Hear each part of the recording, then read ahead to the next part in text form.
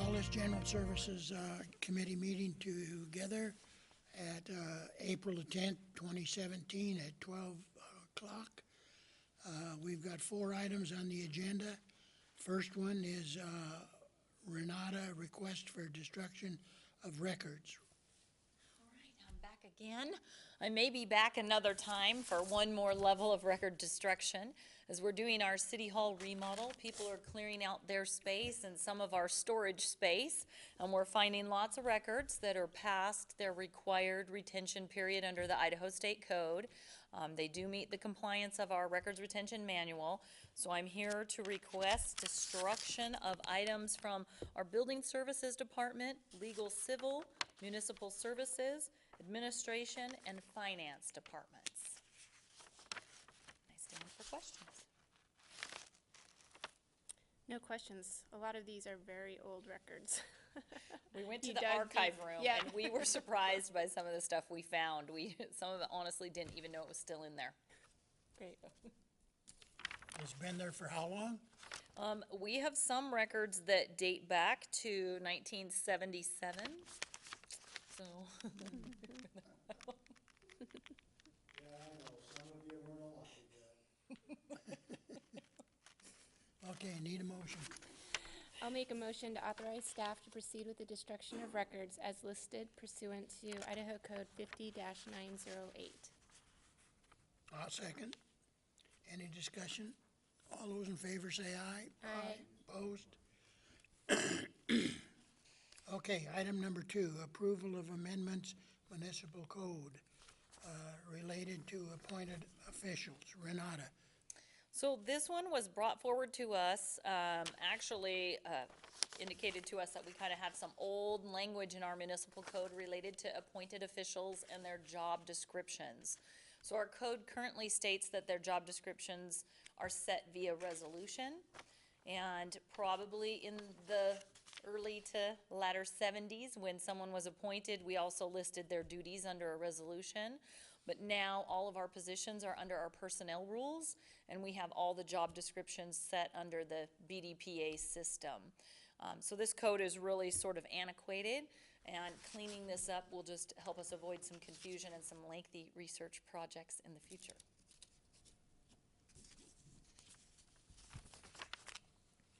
Okay, any discussion? Nope. Okay, need a motion.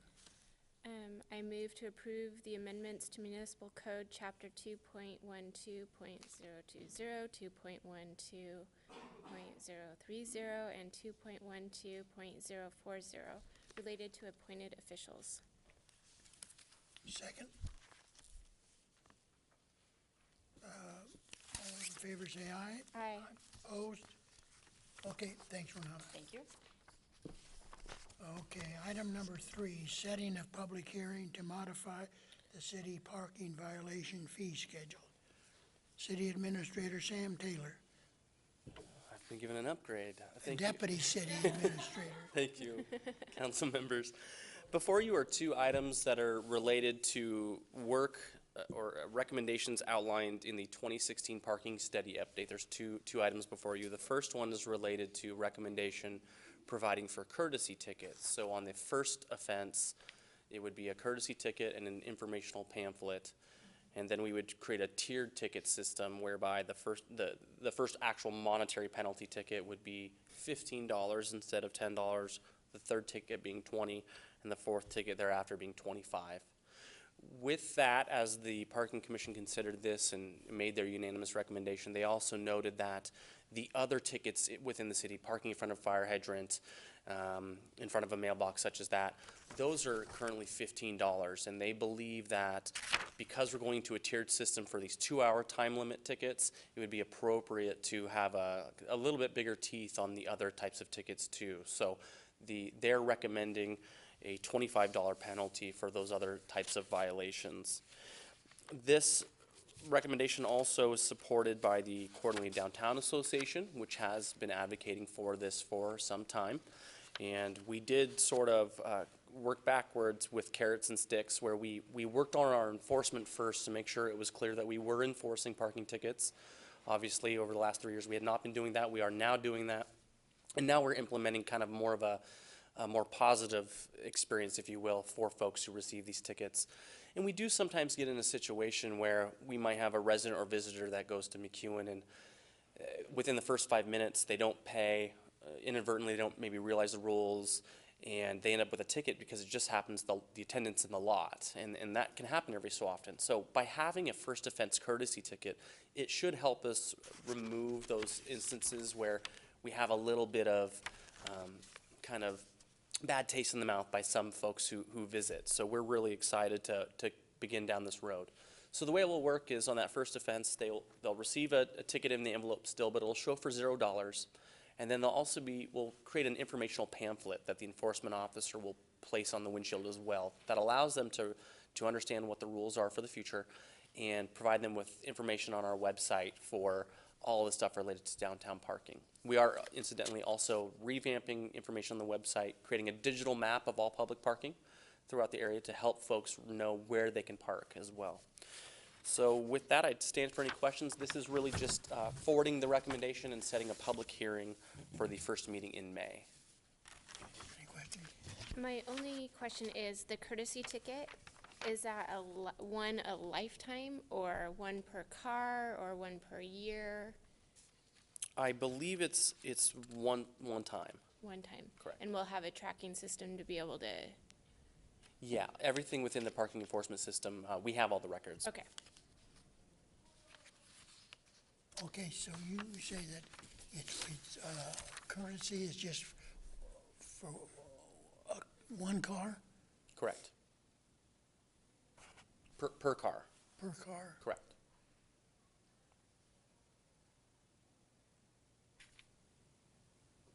Okay. Any other questions? Nope. Need a motion? Let's see here. I move that we forward the proposed modifications to the city council for public hearing at the May 2nd regular meeting. Second? Any more discussion? All those in favor say aye. Aye. Opposed? Okay. The next thing is license plate recognition software for parking and enforcement sole source procedure. Sam? Thank you, council members. Today, the decision point is related to a request to declare the Genetec license plate recognition system to be sole source procured, and also to authorize publishing a notice in the newspaper stating the city's intent to sole source. This is another recommendation from the parking study. They recommended that we kind of jump into the 21st century here with the way we do enforcement. A license plate recognition system, in essence, is a camera-based system with some hardware in the vehicle and a laptop. And the software then allows us to set up various rules throughout the community, specifically in the downtown core where we'll be utilizing this, related to what our rules are for parking, and some of them can be pretty specific. For instance, for the 2-hour time limit, you're not allowed to move your vehicle just a few spaces. It's required to be at least 301 feet away. This system actually lets us set all those rules up, and as it's driving by, it just tracks that and kind of digitally chalks the tire. So it provides some better efficiency for enforcement where they no longer have to get out of the vehicle and mark each tire and come back to it. This is going to just be reading this. The reason why we like this system so much is that it's also going to provide for a better visitor experience for residents and folks who are coming into town. For instance, at McEwen, we have 2-hour free parking for the first 2 hours. And right now, if someone goes to the Luke machine, they have to go to a Luke machine, get a receipt for that 2 free hours, and put it back on their dash. And that in itself is a little cumbersome. If you have children with you, it's even more cumbersome when you're having to kind of bring them with you as you're doing this. With this system, you literally will be able to park your vehicle, go enjoy yourself at the park. The system will be able to know when you came into the lot. It'll know your license plate number and see it, and it'll know how long you've been there. And so this is really going to enhance that experience for folks at the park, and hopefully it'll reduce our lines at those Luke stations and create a better experience. The reason why we're sole sourcing this is we obviously have a specific contractor for parking enforcement, that's Diamond Parking, and this is basically the system that they use. It is going to be our equipment though, however, we will own it. So we have to go through our official process to make sure that we're doing this. But the only way to make sure that it works with their systems, both the Luke stations itself as well as Call to Park, we wanted to integrate with the technology they're actually using. We had budgeted a little bit more than $88,000 for this project in this budget. However, Genetec's system is a great price. It's about $50,000 for the system itself. So we're also adding on a 5-year warranty, and that'll allow us to completely replace the system over a 5-year period should it become defunct for some reason. We did work with IT, our experts in that division, to seek which would be the best warranty for this, and that's the one they recommended. So in total, it's $65,700, which is a savings from budget of $22,800. So the decision point today is declaring the equipment from Genetac to be sole sourced, along with the associated part numbers from the attached quote, as well as to authorize the publication of a notice of intent to sole source procure this LPR system. Any questions? Yeah, I have a couple of questions. So you stated that this would be available in McEwen's parking. Would it also be available in other city lots such as Independence Point, Yeah, Museum? correct. All lots. All lots, okay. Yeah, so we'll have to retrofit the machines with both numbers and letters. Some of the old machines only have letters, I believe, or only have numbers, and so license plates have both. So we'll retrofit the machine so it'll work everywhere. So the other question, can you describe how it would look for the customer to park in McEwen for 2 hours? They pull in, they get their stroller out and their children, and they head down to the park. But let's say they decide to walk up to Sherman and have lunch, so now they're pushing 3 hours, 4 hours.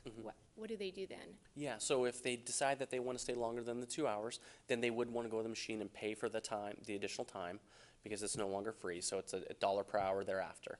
So they can go to the machine, or if they have set up Call to Park, they can simply get on their phone and pay for the time, put in their license plate, and it'll seamlessly work with the equipment. So they need to beat that 2 hour mark. Yeah, they would need to be mindful of their time. Just as now, they would obviously, if they decide to do that, the only difference is they didn't have to get that first receipt. Great, great. I love it. One other question. So with our contract with Diamond and this equipment, right now Diamond is monitoring the parking. What other services are they providing for us?